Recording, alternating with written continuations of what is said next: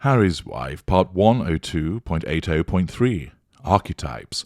She is a genius. Hello, I'm H.G. Tudor. Let us continue the dissection and analysis of the latest podcrap that has come our way on Spotify in relation to RC wipes. It would be remiss of me not to review this through the prism of narcissism without reliance upon an article from Hilary Rose of The Times. Her article states, "When Harry's wife met Paris Hilton, I was wrong. She is a genius." The Duchess of Sussex has a new Archetypes podcast episode. Have I underestimated her? Asks Hilary Rose. When we embarked on this journey of self-discovery, Harry's wife and I, 5 long podcasts ago, I remarked that beating myself unconscious with a copy of Finding Freedom might have been more fun. I now retract that unreservedly. She is a genius and a rare journalistic talent, and now that I too am sitting in my truth and owning my dimensionality as a multi-layered human being, I can see it. I'm still some way from trusting my self-awareness as a person, but that's my bad. I feel sure that it's only a matter of time. Today's episode is called Breaking Down the Bimbo with Paris Hilton, and it is billed as a serious conversation with a serious businesswoman about a serious subject. Harry's wife gives the usual long preamble about herself, sense of entitlement, self-absorption. This week it's about how cursed she was to be born beautiful, delusion, pity play, false humility, and how unexpected and awful it was to feel valued for her looks, not her brain, pity play, revision of history, when she was hired by a game show for her looks, not her brain. How can you peel back the layers on the cultural script that is, quote, unquote, dumb Bond, she asks, and how often have I thought that myself? 7 minutes in, she girds herself for her big opening question. So there we are. One sits for 7 minutes listening to her wank on about herself. 5,000 miles away, writes Hilary Rose, I cover my ears. So, didn't your chihuahua go missing? She says to Hilton. Yes, that is the journalistic excellence of Harry's wife with the forensic ability of a melted piece of chocolate. I am kind. I have a big heart. I'm an Aquarius, Hilton replies, who also loves animals. She confirms that Tinkerbell was found. But does she mean found as in discovered next to an upturned bin in the kitchen, or really found as a multidimensional chihuahua, truly seen as a dog owning its truth? You'll notice here, of course, that Hilary Rose is quite aptly taking the piss out of Harry's wife's beige word salads. I sense another question might be coming, one with random words and no punctuation, and adopt the brace position.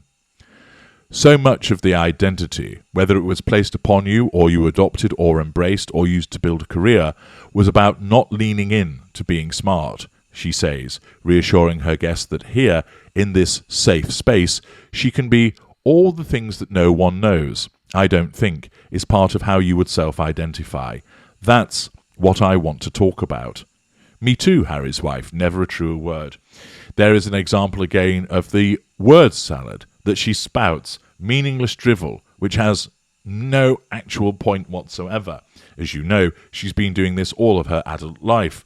If you haven't done so already, you should be diving into my analysis of the Unearthed Treasure AOL interview, so you can be exposed to yet more of the banal word salad that she spouts. Returning to the article, we learn that Hilton is an heiress and that 15 is a formative age. We learn that lots of things said about women, almost everything in fact, have negative connotations. Many of them lazy stereotypes, at least here we have a proper journalist who understands words and their meaning, perpetuated by the patriarchy. I start to wonder if perhaps my fringe carries negative connotations and has been foisted on me by the patriarchy, because it's definitely too long and I can't see. But back to Harry's wife. The podcast follows the usual pattern of someone with something interesting to say, occasionally being allowed to say it, free of the judgments of the mainstream media. true, someone from the New Yorker pops up to speak.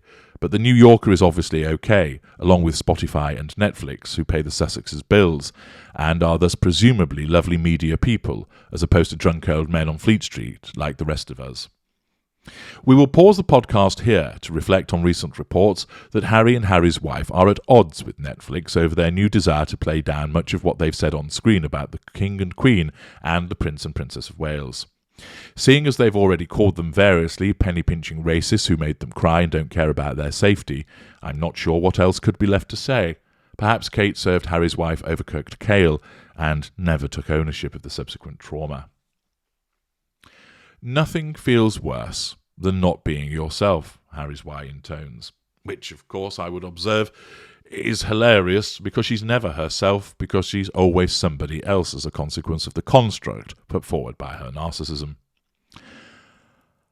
Hilary Rose writes, I felt more at home when she announced that the origins of the nasty stereotype of the dumb blonde probably lie in Britain, because of course they do, along with everything else that isn't butterflies and rainbows. We learn that Harry's wife wants her daughter Lily to be educated, and that seems likely to happen, all things considered, and also that, when I hear the word bimbo, I have very negative connotations to it. I don't see that as an aspirational thing for a woman. And it's a relief that she spelt that out for us.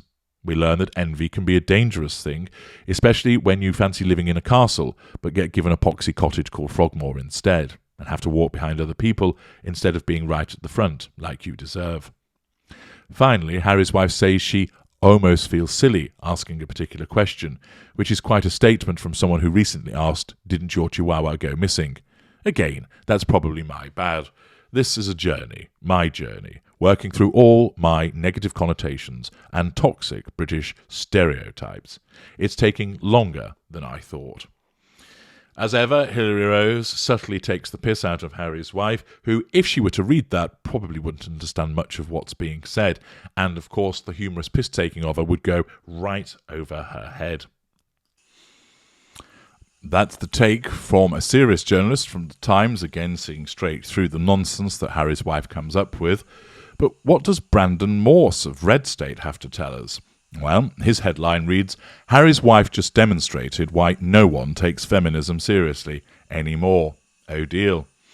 Yes, as a consequence of the fact that Harry's wife holds herself out as a feminist, and also apparently her father and her husband are feminists too, she, of course, as is often the case with a mid-range narcissist, causing more damage than she actually is causing to provide anything constructive.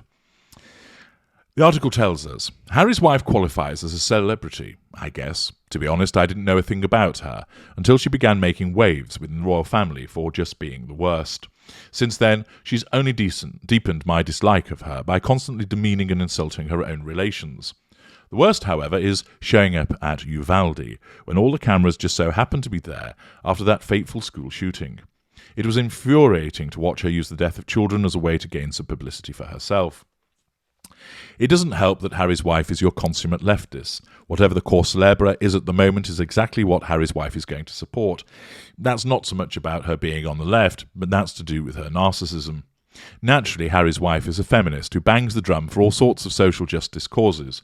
Like many feminists, Harry's wife has gotten into the habit of criticising society for its patriarchal tendencies. Also, like feminists tend to do, she's now placing blame for mistakes she's made on others. Again, that's not about being a feminist, it's about being a narcissist. It then quotes the complaint from being on Deal or No Deal, talking about the cookie-cutter idea of precisely what she should look like, etc. It was solely about beauty and not necessarily about brains. And the author writes, well, yeah, the part she played on the show was one of the women whose job it was to open the briefcase they were standing by. Their whole job was to be beautiful and open a case. That's it. Harry's wife can be angry all she wants, but the bottom line is that she literally signed up to do it. She knew what the job was, auditioned for it, signed on the dotted line, and kept doing it for multiple episodes. She has no right to complain about being used for her beauty, when the part she agreed to was all about being beautiful. If Harry's wife was trying to advance the cause of feminism, she failed miserably. An established pattern of feminist regret is trying to make their own decisions seem like the machinations of sinister forces. Again, that's not necessarily the stance of a feminist, it's the stance of a narcissist. The blame shifting, and with here, it's to blame the patriarchy. The article continues, if Harry's wife hadn't succeeded as an actress, she would have said the patriarchy is too sexist and obsessed with looks to consider her for greater roles. The fact is, she still did achieve greater success, and she's still mad. For feminists, it's always a heads I win, tails you lose kind of game.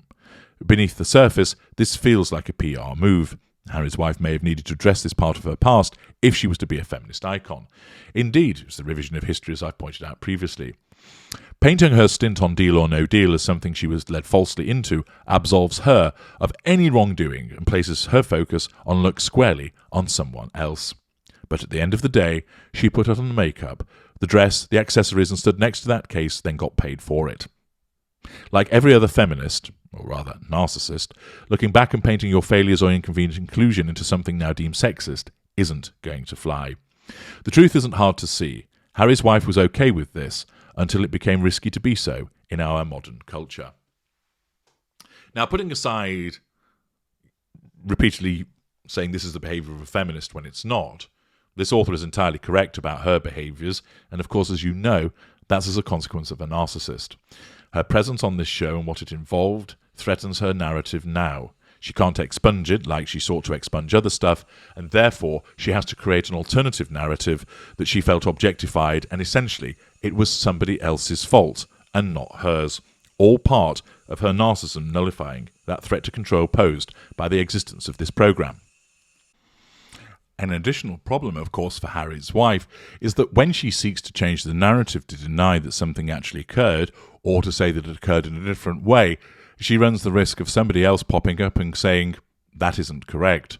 For instance, you'll all be entirely familiar with when she claimed that a member of the cast of The Lion King said to her, when you got married, we all celebrated in South Africa in the same way as we did when Nelson Mandela was freed from prison.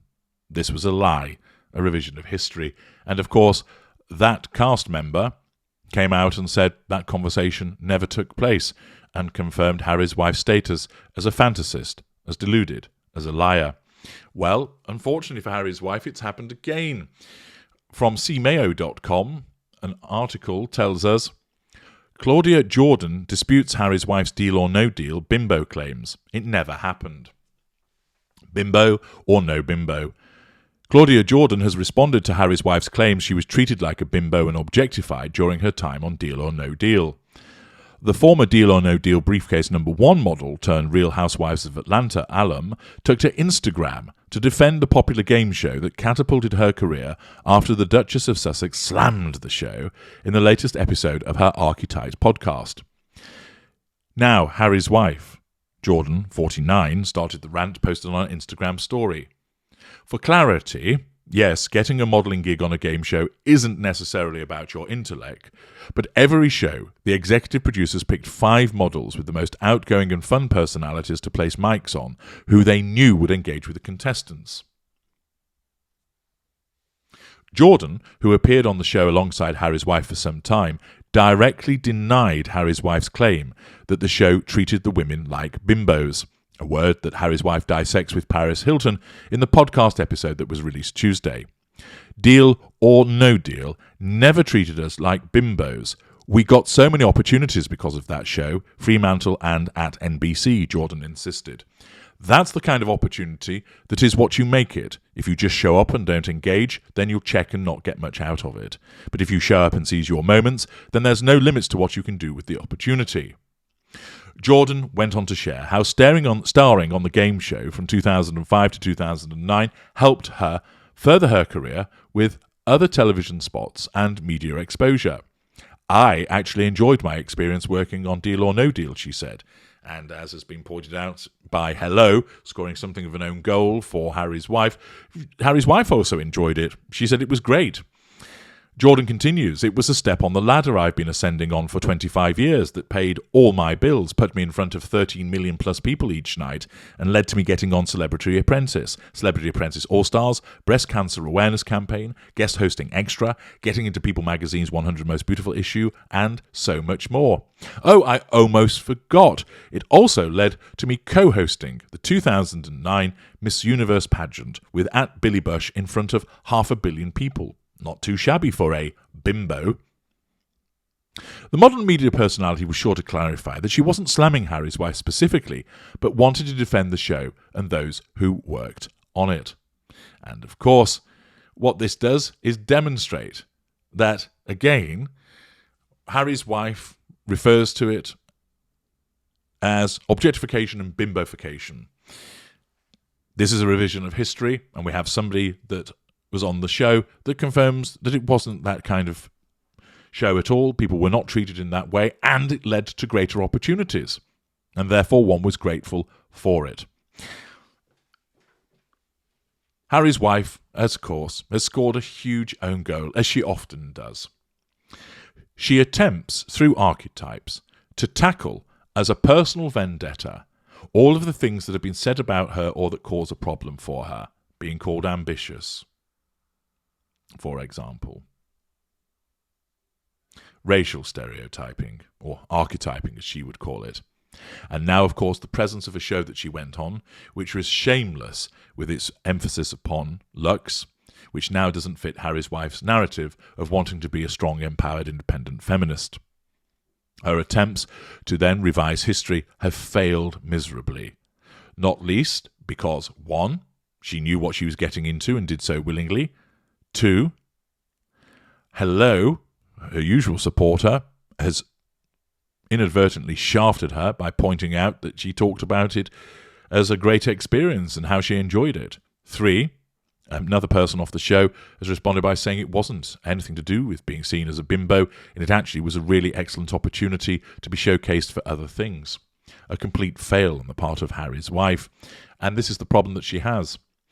The more she says in order to assert control, the more lies that she tells, and the more people have got sick of her, who'll come out now and contradict her and point out that wasn't the case. She will repeatedly be experiencing this. People have had enough of her. People have had enough of her lies. And every time that she utilizes a platform in order to assert control by revisiting and rewriting the past, people will go, but that's not true. That isn't what happened. And thus, she scores an own goal because her mid-range narcissism causes her to assert control, but then cause another whopping collateral consequence. And on it will go. I'm H.G. Tudor. Thank you for listening.